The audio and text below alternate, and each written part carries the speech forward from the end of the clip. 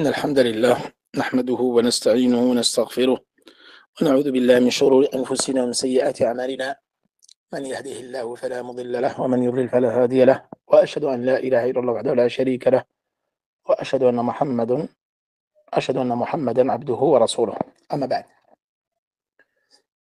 Aujourd'hui, Inch'Allah, nouveau cours de Sira Nabawiyya fi Sharhi al-Urjiuzati al-Mi'iyya l'Ibn Abi al-Izz al-Hanafi. Donc nous sommes toujours dans la biographie du prophète sallallahu alayhi wa sallam. Et là, en dehors de ce cours-là, je pense qu'il va nous rester deux cours, Inch'Allah, c'est-à-dire mercredi et vendredi. Demain, il y aura les annulatifs de l'islam, et jeudi, il y aura la fin de Surat Al-Muddathir.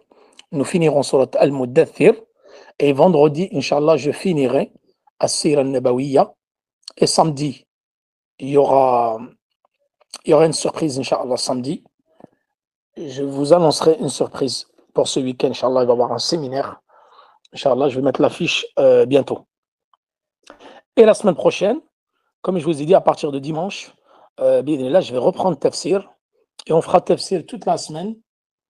Comme ça, on va finir Tafsir, Inch'Allah, parce qu'il va ne rester que 3 solas. On me dit qu'ils n'entendent rien. Est-ce que vous entendez ou pas? Certains me disent qu'ils n'entendent pas.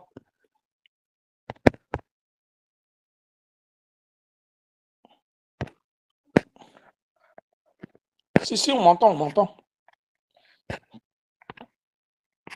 Donc on me dit que... Non, on me dit que c'est bon. Hein. On me dit que c'est bon. Peut-être qu'il y a un problème de connexion chez vous. Si, on entend bien. Donc je vous disais, je vous réserverai une petite surprise pour ce week-end. Il va y avoir un séminaire, Inch'Allah, avec des mashayikh, avec des savants et des étudiants. Je vous mettrai l'annonce. On attend juste qu'une personne nous fasse l'affiche, Inch'Allah. Et comme ça sera publié dès demain, normalement, Inch'Allah, sur la chaîne. Ensuite, comme je vous ai dit, la semaine prochaine, Inch'Allah, nous finirons le tafsir. La semaine prochaine, il va nous rester 3 soirs. Al-Insan, Wal-Qiyama, Wal-Mursalat. Comme ça, on finira tafsir, alhamdulillah. Et là, j'ai fait un sondage pour voir qu'est-ce que vous voulez poursuivre comme livre après Sira ou après tafsir. Donc, beaucoup ont voté pour, ont choisi les 4 califes. Ouais, c'est un très bon choix. Et une fois, j'avais fait un sondage, subhanallah, où les gens voulaient l'Adab al-Mufrad. Il y avait une large majorité qui voulait l'Adab al-Mufrad, l'imam al-Bukhari, que je trouve qu'il est un excellent livre sur le comportement. Donc, c'est des hadiths du prophète sallam sur le comportement. Et c'est bizarre, sur le sondage, il n'y a pas beaucoup de gens qui ont choisi cela. Et moi, à la base, à la rentrée, je voulais reprendre aussi Ars al-Muhtasarat. Je me suis dit, je l'avais déjà commencé dans le fiqh. Ça aurait été bien de le poursuivre. Mais je vois qu'il y a très peu de gens qui ont voté pour Ars al-Muhtasarat et pour l'Adab al-Mufrad, bizarrement. Donc, on va voir. Je vais réfléchir, Inch'Allah, et je vous tiendrai au courant. On va attendre 2-3 jours qu'il y ait beaucoup de gens qui votent sur le sondage et après, je vous tiens au courant. Hier, nous nous sommes arrêtés juste au verset 60, au vers, pas le verset, parce que là, c'est pas le tafsir, c'est la biographie, le vers. في المنظومة 69. ودومة الجندال قيل وحصل عقد ابنة الحارث بعد واتصل وعقد ريحانة في ذي الخامسة. Donc là, il parle de quoi? Il parle de Ghazwat Doumatul Jandal. Ghazwat Doumatul Jandal, elle a lieu quand exactement? Certains, ils la mettent avant Al-Ahzab ou Al-Khandaq. Mais ici, Nazim, il l'a évoqué après.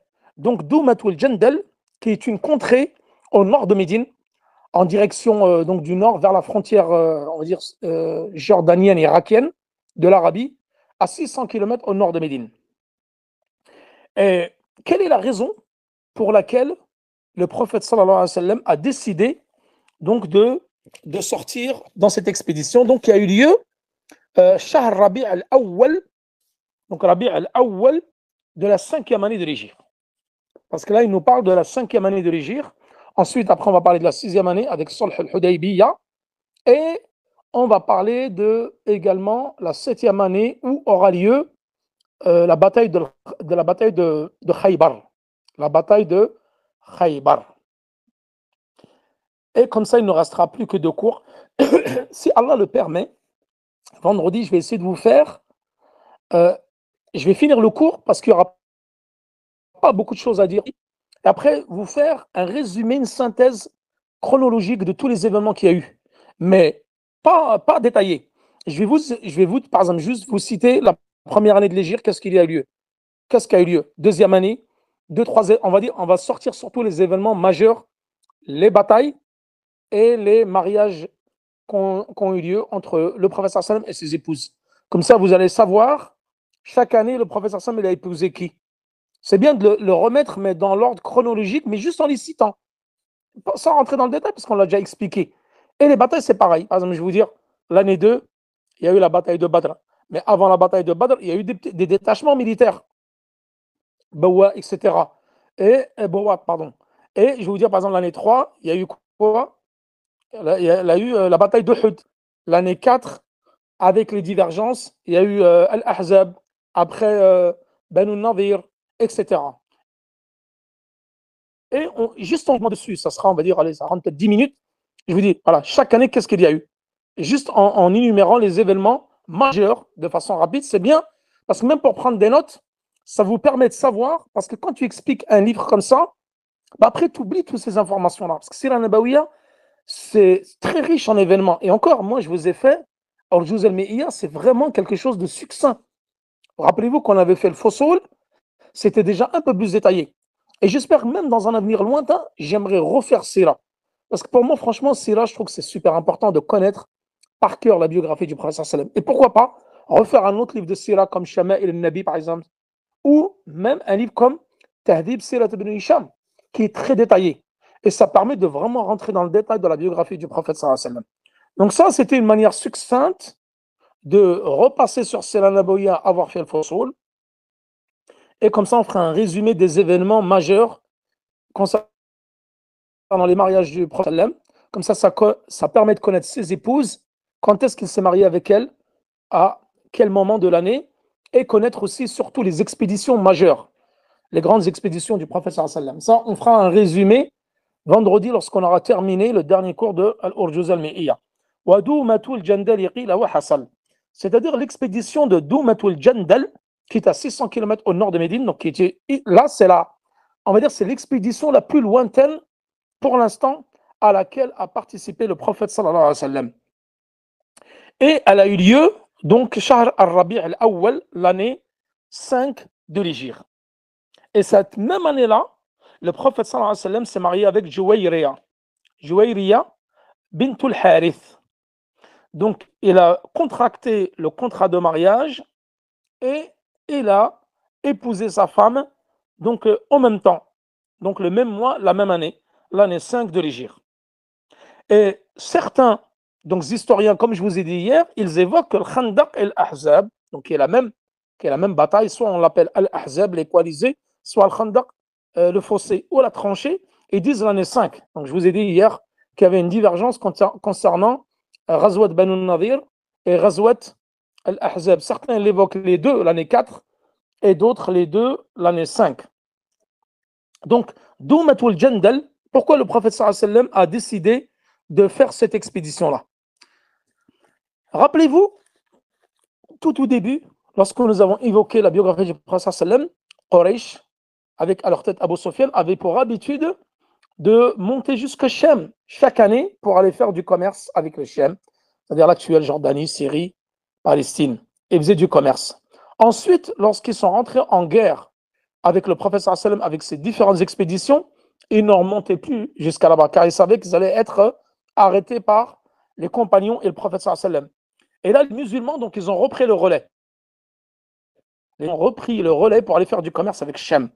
Et lorsque le prophète sallallahu alayhi wa sallam a entendu, donc, Doumatul al-Jandal, avec clans, on va dire les habitants de là-bas, les tribus de là-bas, les tribus arabes, elles allaient barrer la route aux musulmans qui seraient tentés de venir faire du commerce avec les Shem. Donc le prophète sallallahu alayhi wa sallam a décidé de monter une expédition contre eux. En plus, Doumatul Jandal, donc avec les tribus qui vivaient là-bas, ils étaient sous domination byzantine. Et nous allons voir que le prophète sallallahu alayhi wa sallam, lorsqu'il est arrivé là-bas, ils se sont tous sauvés dans les montagnes. Ils se sont retranchés dans des forts au-dessus des montagnes. Donc le prophète sallallahu alayhi wa sallam n'a trouvé personne là-bas. Donc il n'y a pas eu de combat et il est ensuite retourné à Médine. Mais cela a créé de l'effroi, de la peur dans leur cœur. Et le prophète sallallahu alayhi wa sallam, c'était un signal qu'il a lancé pour les Byzantins. Car comme nous allons le voir, bientôt il va faire une expédition contre les Byzantins qui étaient donc au nord de l'Arabie. Ensuite, donc cette même année, il a épousé Juwayriya bintul Harith. Donc juste après la bataille de Doumatu al-Jandal. Quand on parle de bataille d'expédition, comme disent les savants, ce n'est pas forcé qu'il y ait des combats. C'est-à-dire qu'il y a des expéditions que le prophète sallallahu alayhi wa sallam a effectuées et il n'y a pas eu de combat, comme Doumatu al-Jandal, comme Badr al-Maw'id, ainsi que d'autres. Comme nous allons voir, il n'y a pas eu de combat, mais on parle quand même de Razwa. On parle de Razwa et d'expédition, expédition ou bataille. Et s'est marié avec Juwayriya bintul Harith cette même année, donc juste après la bataille après l'expédition. On va plus parler du terme expédition, car il n'y a pas eu de combat. De Doumatul Jandal. Donc Juwayriya bintul Harith, qui faisait partie des captifs de guerre suite à la bataille de Ghazwat Bani al-Mustalaq, pour ceux qui ont suivi hier. Donc lorsque le prophète sallallahu alayhi wa sallam leur a livré cette bataille-là, Bani al-Mustalaq, ensuite il les a fait prisonniers de guerre, les femmes et les enfants, et en même temps, donc Juwayriya, c'était une captive suite à la bataille de Bani al-Mustalaq. Donc le prophète sallallahu alayhi wa sallam a décidé de l'épouser. Donc au début, ils ont tiré au sort pour savoir par exemple le Sam, sur qui il allait tomber pour choisir, parce qu'il choisissait les compagnons parmi les captifs de guerre avec qui ils allaient se marier. Et donc elle a été tirée au sort, mais pour qu'elle se marie avec Qais, avec Lubaba, Thabit ibn Qais ibn Shammas. Donc elle devait se marier avec Thabit ibn Shammas. Et elle est venue voir le prophète sallallahu alayhi wa sallam pour qu'il lui écrive l'acte de mariage avec lui. Et ensuite, elle a dit qu'elle ne le désirait pas réellement. Et le prophète sallallahu alayhi wa sallam s'est proposé de se marier avec elle. Et il s'est marié donc avec elle. Et ce mariage a permis d'affranchir. D'ailleurs, comme je vous ai dit, le mariage et les batailles, il y a des divergences. On en a parlé longuement hier et avant-hier, qu'il y a des expéditions, comme je vous ai dit, Bani al-Mustaliq, comme les mariages de certaines épouses du prophète sallallahu alayhi wa sallam, comme Al-Ahzab, Ghazwat al-Ahzab, Ghazwat Banu al-Nadir, ou Ghazwat Dhat al-Riqa. Celle-ci, il y a encore 3 dates. Ils disent 4, 5 et certains 7. Donc je vous ai dit, des fois, les batailles, vous allez avoir une date, mais il y a divergence sur cela. On peut avoir divergence sur le mariage du prophète sallallahu alayhi wa sallam avec certaines de ses épouses. Et c'est An-Nazim ibn Abil Izz al-Hanafi, et dit que c'était l'année 5 de l'Hégire. La même année que Ghazwat Doumatul Jandal. Certains ils vont dire c'est l'année 6. Comme je vous ai dit, il y a plusieurs versions concernant les faits historiques. Et d'ailleurs, ce qu'il s'est découlé de ce mariage avec Juwayriya bint al-Harith, c'est que le prophète sallallahu alayhi wa sallam a affranchi 100 personnes, donc qui étaient des captifs de guerre, 100 personnes parmi la tribu de Bani al-Mustaliq suite au mariage du prophète sallallahu alayhi wa sallam avec Juwayriya. Ce mariage-là a permis d'affranchir 100 personnes de sa tribu. Ensuite, il dit Ba'du wattasal. Donc, Aqada avec Juwayriya bint al-Harith après Doumatul Jandal. Wa aqdu Rayhana fi dhil khamisa. Donc là, ceux qui disent que c'est l'année 6, ici, il dit bien que c'est l'année 5 parce que le mariage avec Rayhana a eu lieu l'année 5. Après le mariage avec Jouayriya bintul Harith. Et Rayhana bintu Shamnu Zayd min Bani Qurayza. Pareil, Rayhana bintu Sham'un ibn Zayd min Bani Qurayza. Certains ont dit que c'est de la tribu de Bani Nadir, donc qui était une juive de Bani Nadir, mais l'avis le plus sûr, d'après les historiens, c'est que elle faisait partie de la tribu de Bani Qurayza. Donc c'était également une captive de guerre, prisonnière. Et les savants disent que Rayhana, ce n'est pas une épouse du prophète, mais c'était une servante, ama. C'était une ama. Parce que le prophète, sallallahu alayhi wa sallam, il avait des épouses et il avait des servantes. Donc il disait, Rayhana, elle ne fait pas partie, radiallahu anha, elle fait pas partie des épouses du prophète, sallallahu alayhi wa sallam, mais elle fait partie de ses servantes, mais il l'a épousée. Et elle faisait partie de la tribu de Banu Qurayza. Donc l'année 5 de ils ont dit Ad-Dukhul biha kana sana sadisa. Aqada alayha sana al-khamisa. C'était sûrement la fin de l'année 5. Et dakhala biha dakhala, c'est-à-dire qu'il a consommé le mariage début de l'année 6. Ça devait être sûrement fait le Muharram ou Rabi' al-Awwal.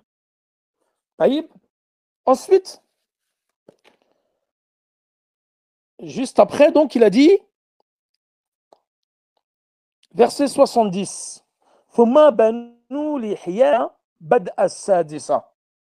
Donc juste après le mariage avec Rayhana, donc qui faisait partie des captives de Banu Qurayza, le prophète sallallahu alayhi wa sallam a fait l'expédition de Ghazwat Bani Lihyan.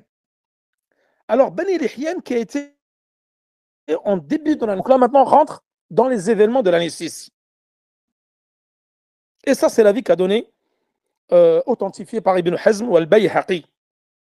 Eux ils disent que, donc là je vous ai dit Bani Lihyan c'est l'année 6 et Ibn Hazm et Al-Bayhaqi ils disent qu'elle était l'année 5. Banu Lihyan ils disent qu'elle a eu lieu l'année 5. L'avis le plus juste, c'est qu'elle a bien eu lieu l'année 6 de l'Hégire. Bani Lihyan, qu'est-ce qui s'est passé exactement? Comme nous allons voir. Donc là, An-Nazim, c'est-à-dire Ibn Abi al-Izz al-Hanafi, il dit que c'était fi Rabi' al-Awwal ou Jumada. C'est-à-dire soit Rabi' al-Awwal, soit Jumada de l'année 6. Et Bani Lihyan, elle se trouve juste à côté de Usfan. Rappelez-vous, hier, lorsque je vous ai parlé de Usfan, où le prophète sallam a prié Salat al-Khawf. Car les historiens disent qu'il a prié 2 fois. Une fois fi Usfan, l'année 6 de l'Hégire, il y a divergence. Et une fois fi Dhat al-Riqa', l'année 7, après la bataille de Khaybar. Et ça, nous en avons longuement parlé hier, l'année 7. C'est-à-dire Dhat al-Riqa', l'année 7. Donc il aurait prié 2 fois. Et certains affirment que le prophète sallam a bien prié Salat al-Khawf, donc fi Usfan, l'année 6 de l'Hégire. Usfan, donc Bani Lihyan, qui se trouve à côté de Usfan. Et Usfan, c'est à 90 km au nord de Mecca. Et quelle est la raison de cette razwa? Rappelez-vous, lorsqu'on a parlé de Ba'ath al-Raji'. Vous vous rappelez Ba'ath al-Raji', lorsque une tribu arabe est venue voir le prophète sallallahu alayhi wa sallam pour qu'il leur enseigne l'islam. Il y avait Ba'ath al-Raji' et Ghazwat Bi'r Ma'una. Ce sont 2 razwas indépendantes. Et les 2, le prophète a envoyé des compagnons, la première 6 d'après les historiens et 10 d'après Al-Bukhari. Ils ont tous été tués, sauf, rappelez-vous, nous l'avons vu, c'était Khubayb. Khubayb et son compagnon qui ont été faits prisonniers, ils sont ramenés à Mecca, ils ont été ramenés à Mecca en otage et après ils les ont tués. Donc le prophète sallallahu alayhi wa sallam, suite à cette bataille-là de Ba'ath al-Raji', parce que lui ne s'est pas déplacé, il a envoyé 6 d'après une version ou 10 d'après le Bukhari, pour qui, et là il leur apprend l'islam. Ensuite ils les ont trahis et les ont tués. Alors le prophète sallallahu alayhi wa sallam, il a envoyé, donc il a participé à cette expédition de Bani Layhan pour venger les compagnons qui ont été tués lors de Al-Raji'. Donc là, il est venu se venger les compagnons qui ont été tués, les 6 compagnons qui ont été tués, dont Khubayb, qui a été tué à Mecca par les Qurayshites. Pourquoi il a retardé? Les historiens disent, pourquoi il n'a pas vengé directement? Ils disent parce que Bani Lihyan, c'est juste à côté de Usfan, à côté de Mecca. Et le prophète sallallahu alayhi wa sallam a attendu, parce qu'ils étaient juste à côté de Mecca, il a attendu le moment opportun pour aller les combattre. Et Salla salat al-khawf ala al-qawl alladhi istadharahu Ibn al-Qayyim. Parce qu'Ibn al-Qayyim, dans Zad al-Ma'ad, il dit que le prophète sallallahu alayhi wa sallam a prié la prière de la peur fi Usfan, c'est-à-dire à cette bataille-là, Ghazwat Bani Lihyan. Et donc d'autres ils disent qu'il a prié à Dhat al-Riqa'. 71, vers 71, وبعده استسقاؤه وذو قرد وصد عن عمرته لما قصد. Donc là, istisqa'uhu, là on parle de quand est-ce que le prophète sallallahu alayhi wa sallam a fait la demande de la pluie. La première demandée, la pluie. Istisqa'uhu, c'est le fait de, il y avait une forte sécheresse, pardon, et le prophète sallallahu alayhi wa sallam a demandé, a fait la prière de la demande de la pluie. Et également, Ibn al-Qayyim, il a évoqué cela, fi Z. Donc, istasqa, fi ba'di ghazawatihi, sans évoquer exactement l'année. C'est-à-dire que le prophète sallallahu alayhi wa sallam, dans ses expéditions, il a fait la prière de la demande de la pluie, mais sans dire exactement quelle expédition ou quelle année. Et lui dit wa ba'dahu ay ba'da ghazwat Bani Lihyan. C'est après cette expédition-là de Bani Lihyan que le prophète sallallahu alayhi wa sallam a fait la demande, la prière de la demande de la pluie. Et suite à cela, il a fait wa dhu qarad. Donc dhu qarad, c'est quoi exactement? Donc cette même année 6 de l'Hijra, il a fait l'expédition de dhu qarad. Donc qui était l'année 6 de l'Hijra, le mois de Rabi' al-Awwal. On l'appelle également Ghazwatul Ghaba. Pourquoi? Parce que cette expédition-là, elle a eu lieu dans une forêt. Qu'est-ce qui s'est passé exactement dans cette expédition de Dhu Qarad? Donc juste avant Sulh al-Hudaybiyah, c'est que juste quelques jours après que le prophète sallallahu alayhi wa sallam donc soit revenu de Bani Lihyan, qu'est-ce qui s'est passé? Des cavaliers de la tribu de Ghatafan ont attaqué les chamelles du prophète sallallahu alayhi wa sallam. Donc c'était des chamelles qui étaient enceintes et abondantes en lait, qui appartenaient au prophète sallallahu alayhi wa sallam. Elles se trouvaient dans une forêt, à quelques encablures donc de Médine, surveillées par un berger. Donc ces cavaliers-là, de Banu Ghatafan, ils sont venus tuer le berger et ils ont pris sa femme. Ils ont capturé la femme du berger et ils ont volé donc les chamelles du prophète sallallahu alayhi wa sallam. Et le premier à avoir signalé cela, c'était Salamat ibn al-Aqwa. Donc Salamat ibn al-Aqwa, lorsqu'il a entendu cela, il est parti à leur trousse. Donc ça, Ghazwatul Ghaba, elle est exactement au nord-ouest de Médine, à 60 km. Donc, les historiens disent elle est à 60 km de Médine. Donc le berger qui faisait paître les chamelles du prophète sallallahu alayhi wa sallam, donc a été attaqué, tué, et ensuite ils ont voulu faire cette expédition donc pour capturer Uyayna ibn Hisn al-Ghatafi, donc qui était un des chefs de la tribu de Ghatafan, suite à ce qu'ils ont fait donc aux bergers et les chamelles qu'ils avaient volées avec eux et se sont sauvés. Donc ça, Amr ibn al-Aqwa, il est parti à leur trousse. Et il est arrivé à leur niveau, il a commencé à leur jeter des flèches, à décocher des flèches pour les tuer. Et lorsqu'ils ont vu cela, ils ont fait demi-tour pour foncer sur lui. Et lui, il s'est sauvé. Et il s'est sauvé, ensuite il revenait et les poursuivait parce qu'il était très très rapide à la Mubarak. Salamat ibn al-Aqwa était très rapide. Et il les a rattrapés une deuxième fois et il leur a décoché des flèches. Ensuite, le prophète sallallahu alayhi wa sallam donc, était venu avec ses compagnons et sont arrivés à cet endroit-là. Donc, ils sont restés une nuit et un jour. Et là, il y a aussi Abu Qatada qui a tué un de leurs hommes. Donc, Abu Qatada, il a tué Habib ibn Huyayn. Donc, il l'a tué Habib ibn Uyayna, Habib ibn Uyayna a été tué par Qatada, il l'a recouvert d'un manteau. Et ensuite, ils ont su que c'était Abu Qatada qui l'avait tué. Donc, lorsqu'ils sont arrivés au point d'eau, qui est d'eau Qarad, parce que c'était un point d'eau, le prophète sallam donc a fait une halte avec les musulmans une nuit et un jour.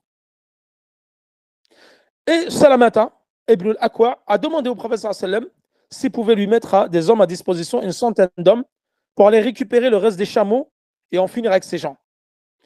Et le prophète sallam leur a dit que le temps que tu arrives à leur niveau, ils seront déjà arrivés chez eux et ils seront en train de boire le lait des chamelles du prophète sallam. Donc le prophète sallam, à ce niveau-là, parce qu'ils s'étaient déjà enfuis, il a égorgé une chamelle pour les 100 hommes qui étaient avec lui. Et ensuite, ils regagnèrent Médine. C'est-à-dire qu'il n'y a pas eu de combat avec les Ratafan. Ils sont revenus à Médine. Et la femme qui avait été capturée, la femme du berger, est revenue sur l'une des chamelles du prophète sallallahu alayhi wa sallam, comme nous l'avons déjà vu en détail. Après Dhu Qarad, le prophète sallallahu alayhi wa sallam est parti donc l'année 6 de l'Hégire pour faire une Umrah. Et il a été empêché, comme disent les historiens, de faire sa Umrah. Et ça, c'était donc l'année 6 de l'Hégire. Donc, lorsqu'il est parti jusqu'à Mecca, le prophète sallallahu alayhi wa sallam a été, et lui, lorsqu'il avait fait cette Umrah-là, de l'année 6, on l'a empêché de rentrer à Mecca, mais il était parti pas pour effectuer des combats, mais uniquement pour faire la Umrah. C'est pour ça qu'ils disent l'année 6 de l'Hégire, le prophète sallallahu alayhi wa sallam a essayé d'effectuer une Umrah, et il en a été empêché. Donc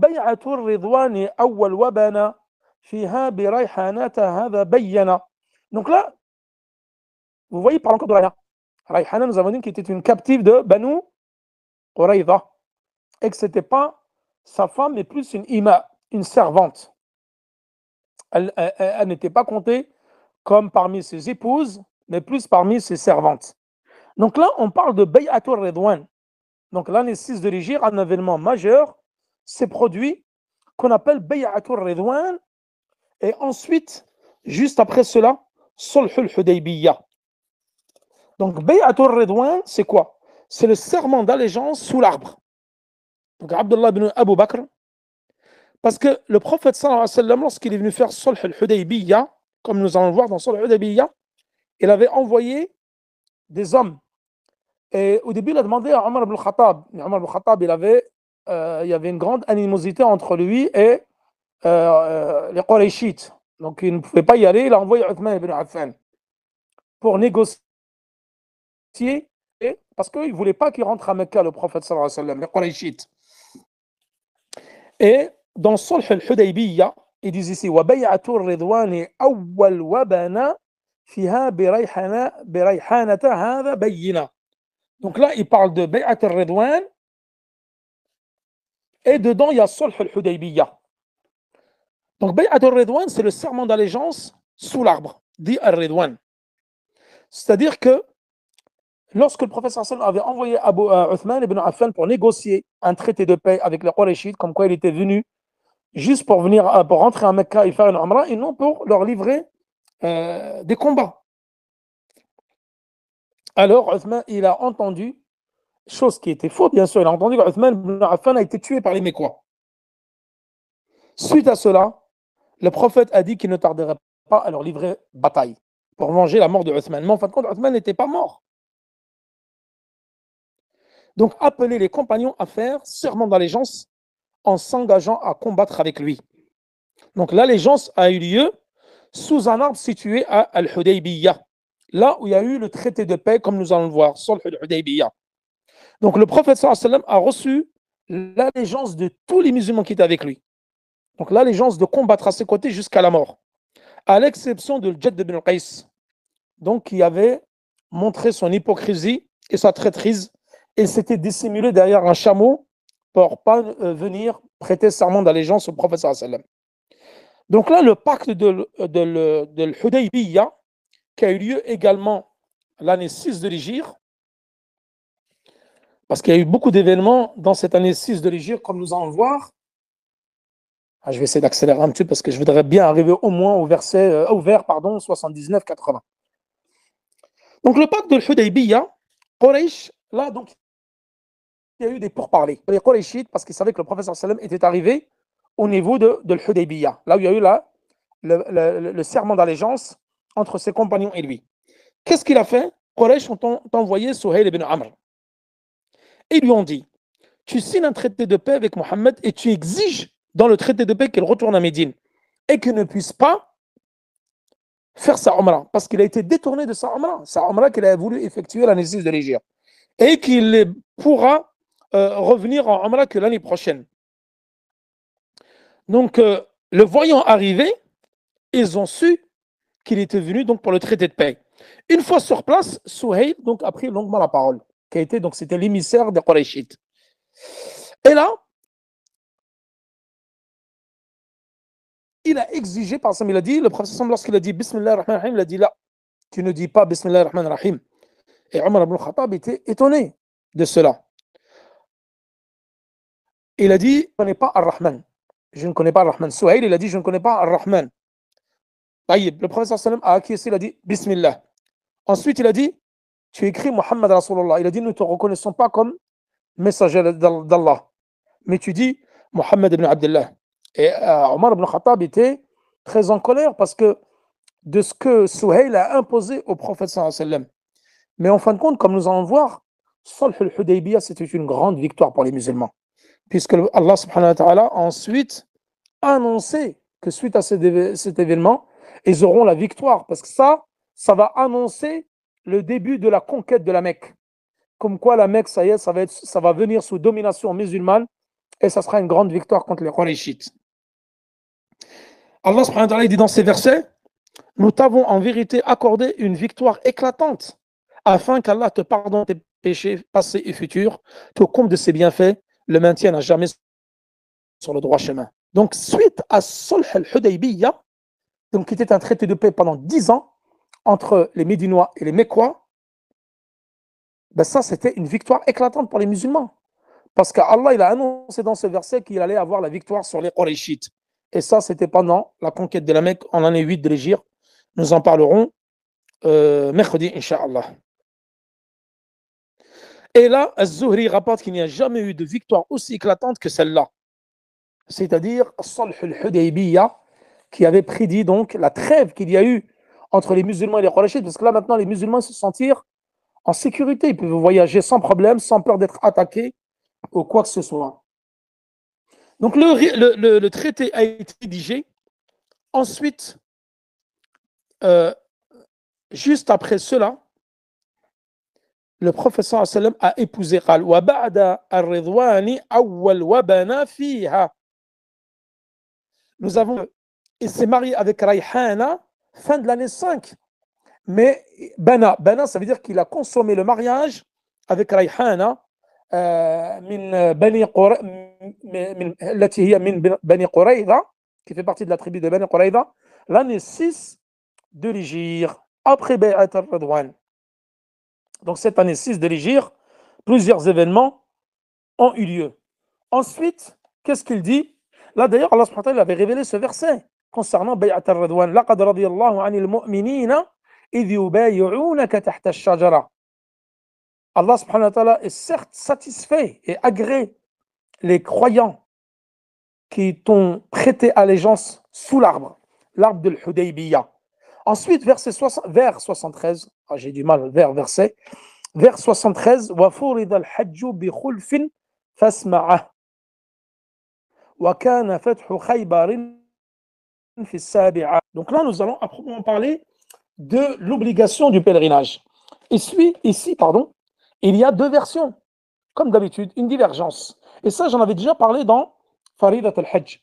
C'est-à-dire, est-ce que le pèlerinage a été légiféré l'année 5 de l'Hégire, l'année 6 de l'Hégire ou l'année 9 de l'Hégire.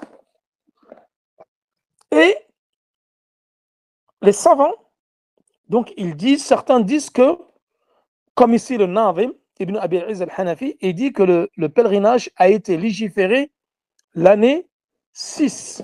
Et rappelez-vous, lorsque nous avons parlé du Hajj, Faridat al-Hajj, nous avons dit qu'il a été légiféré l'année 9 de l'Hégire. Donc là, vous avez deux avis concernant l'obligation du Hajj.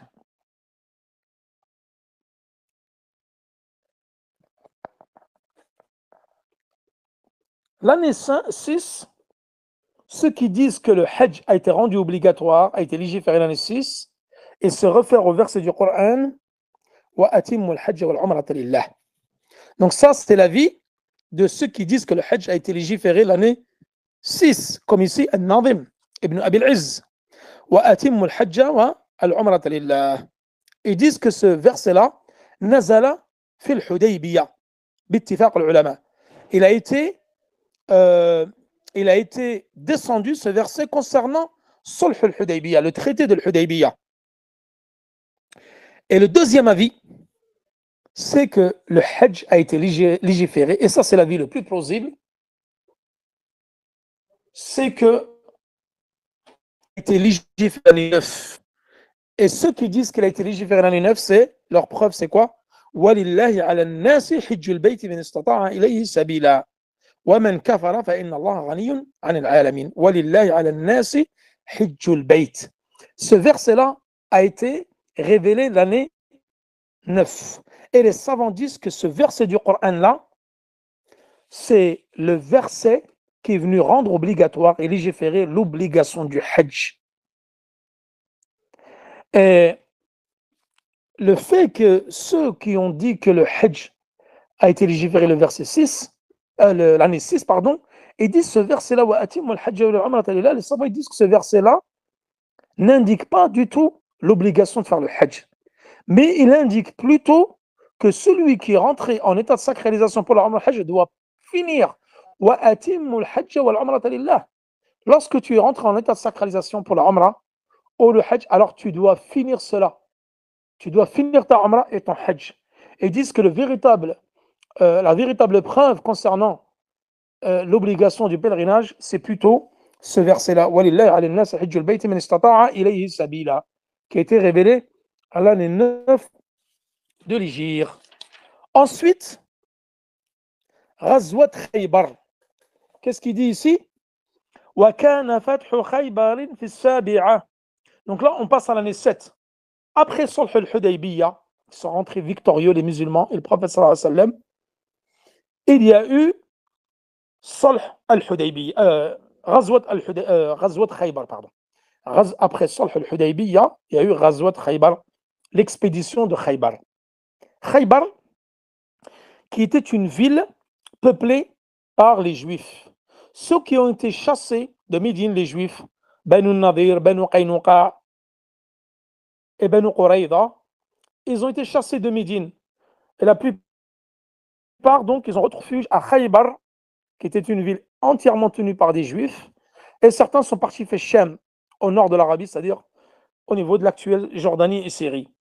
Le prophète sallallahu alayhi wa sallam, donc l'année 7 de l'Hégire, fait Shahr al-Muharram, a décidé d'aller conquérir Khaybar, qui est à 165 km au nord de Médine, donc en direction de Tabouk.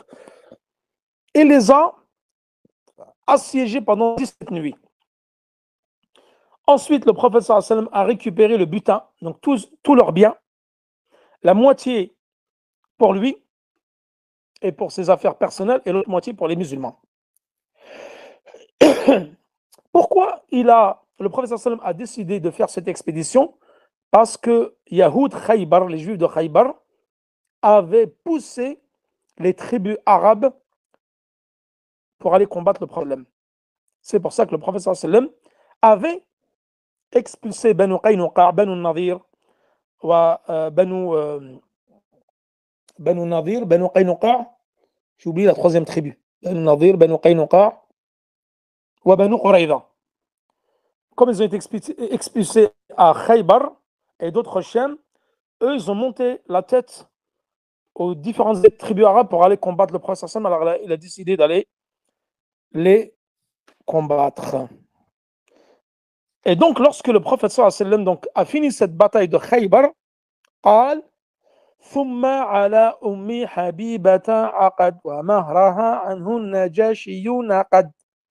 Donc là, on va passer à un nouveau mariage.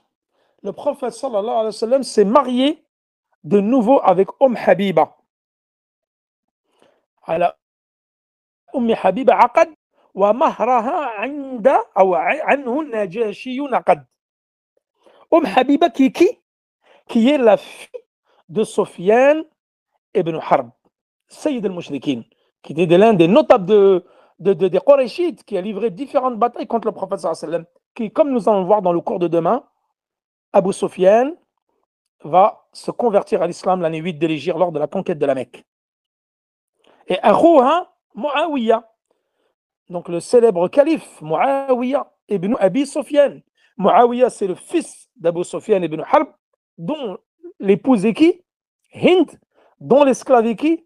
Wahshi, qui a tué Hamza ibn Abi Talib lors de la bataille de Uhud, et qui a tué également Musaylama al-Kadhab fi Ma'rakat al-Yamama, qui j'espère nous le verrons Inch'Allah dans l'explication du livre Les 4 califes, si je décide de le commencer Inch'Allah après cela. Et à l'inverse de toutes les épouses que le prophète sallallahu alayhi wa sallam a épousées, ils disent que c'est la seule épouse que le prophète sallallahu alayhi wa sallam a épousée, mais à distance. Elle n'était pas encore présente auprès du prophète sallallahu alayhi wa sallam, puisqu'elle était en Éthiopie, chez le Najashi, chez le Négus. Et c'est le prophète sallallahu alayhi wa sallam donc a fait parvenir la dot que celle-ci ensuite mahraha naqad. Donc c'est le Najashi qui a dafa'a mahraha an nabi sallallahu alayhi wa sallam. Et il a donné la dot du prophète sallallahu alayhi wa sallam, c'est lui qui l'a donné donc pour que An-Najashi puisse marier Habiba au prophète sallallahu alayhi wa sallam alors qu'elle n'était pas présente. Elle était en Éthiopie, c'est-à-dire en Abyssinie. Et donc ça, c'était juste après la bataille de Khaybar, donc l'année 7 de l'Hégire.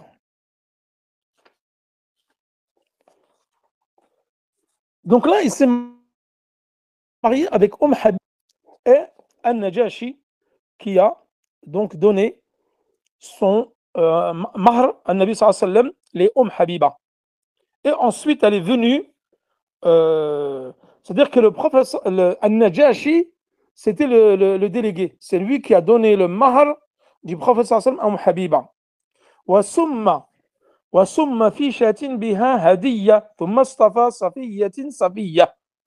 Là, on parle de l'événement où le prophète sallallahu alayhi wa sallam, après cela, a été empoisonné. Empoisonné par qui? Par une juive de la tribu de Khaybar.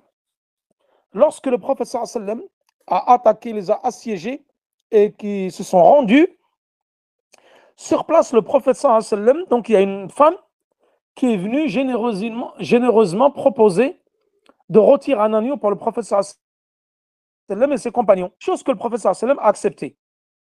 Et elle lui a dit, quelle est la partie que tu préfères le plus? Lui, il lui a dit l'épaule. Donc là, qu'est-ce qu'elle a fait? L'épaule et on va dire, vera, on va dire la patte de l'agneau avec l'épaule. Là, elle a mis du poison.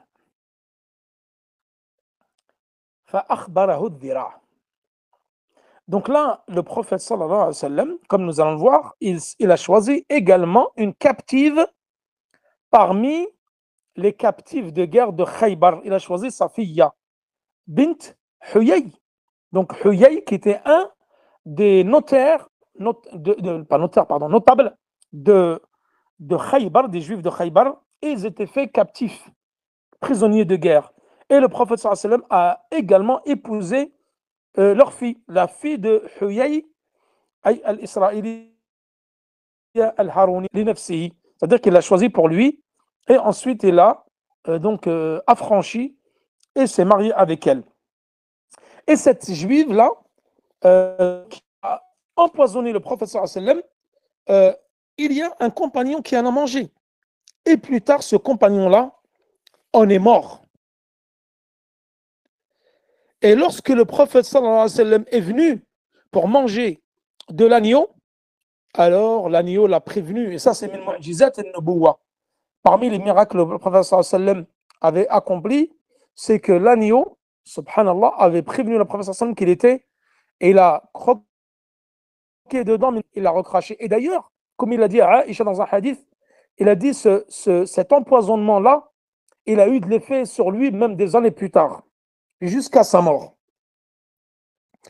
Et parmi le compagnon, j'ai oublié le nom, il y avait un compagnon qui a également mangé avec le prophète sallallahu alayhi wa sallam et qui lui est mort suite à cela. Donc au début, le prophète sallallahu alayhi wa sallam, il lui a demandé pourquoi elle avait fait cela. Et lui, il lui a dit, c'était pour savoir si tu étais un roi parmi les rois, le poison t'aurait tué directement, et si tu étais véritablement un messager d'Allah, alors l'agneau t'aurait prévenu qu'il était empoisonné. Et là, elle avait vu que c'était un messager, puisqu'il n'a pas avalé l'agneau. Et il lui a pardonné, le prophète sallallahu alayhi wa sallam. Mais plus tard, j'ai oublié le nom du compagnon, subhanallah, qui a mangé de l'épaule. J'ai oublié le nom du compagnon qui a mangé de l'épaule et qui en est mort. Et suite à cela, le prophète sallallahu alayhi wa sallam a décidé de faire le qisas, d'appliquer la loi du talion sur elle. J'ai oublié, si quelqu'un peut me le faire rappeler. Il y a un trou de mémoire là. Un trou de mémoire, je ne me rappelle plus. Le prophète, si quelqu'un peut me le dire dans le bot, j'ai un petit trou de mémoire là concernant la bataille de Khaybar.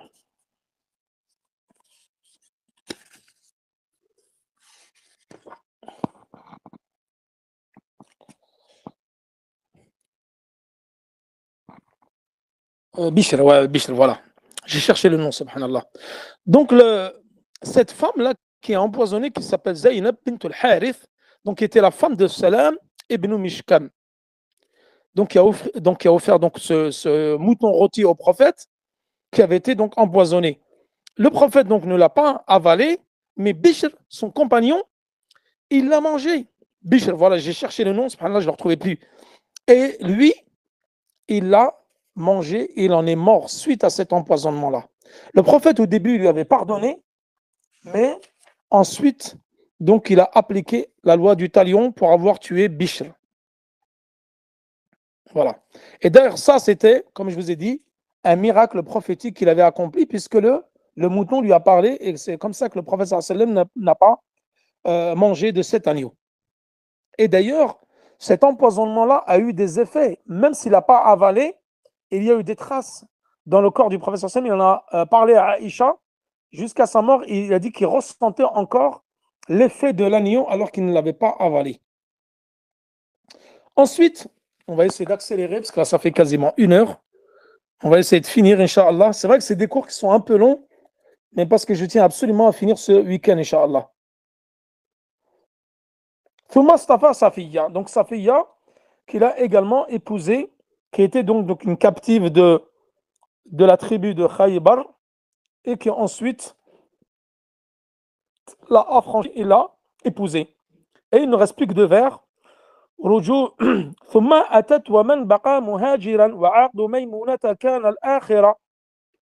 Donc là, ثم أتت ومن بقي مهاجرا. Là, l'auteur il parle وعقد ميمونة كان الآخرة. C'est-à-dire ceux qui sont venus de l'Habasha, les derniers musulmans qui avaient fait la hijra en Éthiopie, en Abyssinie, sont venus.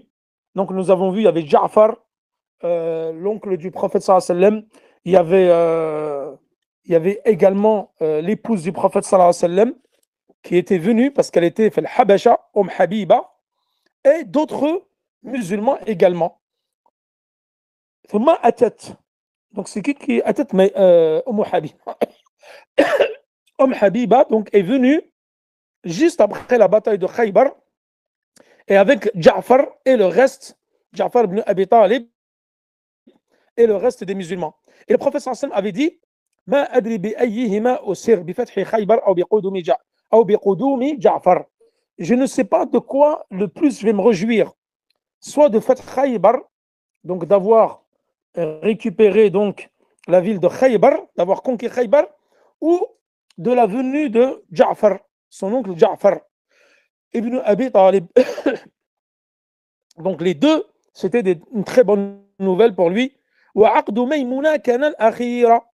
Maïmouna bint al-Harith al-Hilaliya, donc qui est la dernière épouse que le prophète sallallahu alayhi wa sallam a épousée. C'était la dernière qu'il a épousée l'année 7 de l'Hégire.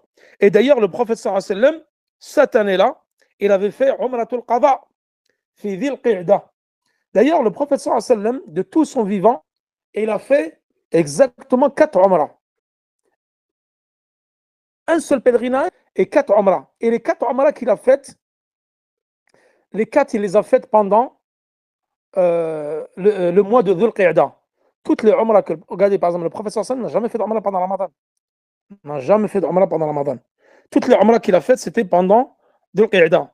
Et Umratul Qada, celle-ci qui a eu lieu l'année 7 de l'Hégire, puisque l'année auparavant, l'année 6 de l'Hégire, fi Sulh al-Hudaybiyah, on l'en a empêché de faire sa Umrah. Et d'autres historiens disent qu'il a fait la Umrah. Et certains qui disent Umratul Qada, ils l'appellent comme Umratul Qisas, c'est-à-dire la Umrah de compensation. Certains l'appellent la Umrah de compensation. Donc il l'a faite l'année 7 de l'Hégire. Et cette année-là, il s'est marié avec Maïmouna bint al-Harith al-Hilaliya. Donc le mois de Dhul Qa'da, l'année 7 de l'Hégire. Et Al-Abbas, Rasulullah sallallahu alayhi wa sallam, Al-Abbas, l'oncle du prophète sallallahu alayhi wa sallam, a donné la dot pour le prophète sallallahu alayhi wa sallam de 400 dirhams. Et c'était à peu près la dot que offrait le prophète sallallahu alayhi wa sallam pour ses épouses. Et d'ailleurs, Maïmouna, et d'ailleurs ce hadith, nous en avons parlé plusieurs fois lorsque nous avons fait Kitab al-Siyam, et certains disent, comme Abbas l'avait rapporté, que le prophète sallallahu alayhi wa sallam avait épousé Maïmouna wa huwa muhrim. Wa huwa muhrim. Et nous disons que ça, c'était, on va dire, une erreur, et que le prophète sallallahu alayhi wa sallam, la nasafir alladhi kana baynahum, et même le frère de Maïmouna qui rapporte que le prophète sallallahu alayhi wa sallam, et même elle rapporte que le prophète sallallahu alayhi wa sallam l'a épousée alors qu'elle n'était pas en état que le prophète n'était pas en état de sacralisation. Wa kana halal. Ma kana muhriman. Et Abdullah ibn Abbas, lorsqu'il raconte ce hadith, il dit que le prophète sallallahu alayhi wa sallam a épousé Maïmouna en état de sacralisation. Et donc les muhaddithines, etc., ils ont dit que cette riwaya, elle était fausse. Ibn Abbas ici, il y a une contradiction avec la version de Maïmouna et de celui qui était l'intermédiaire entre Maïmouna et le prophète sallallahu alayhi wa sallam, Safir Maïmouna. Donc elle n'était pas en état de sacralisation lorsqu'elle a épousé Maïmouna. وقبل إسلام أبي هريرة وبعد عمرة القضاء الشهيرة. Donc là, il parle de l'islam de Abu Huraira. Donc Abu Huraira, notre compagnon qui a rapporté beaucoup du prophète, et il est rentré dans l'année 6 de l'Hégire. Donc il est rentré quand même assez tardivement, l'année 7, parce que là nous sommes dans l'année 7. Donc Abu Huraira s'est converti l'année 7 de l'Hégire.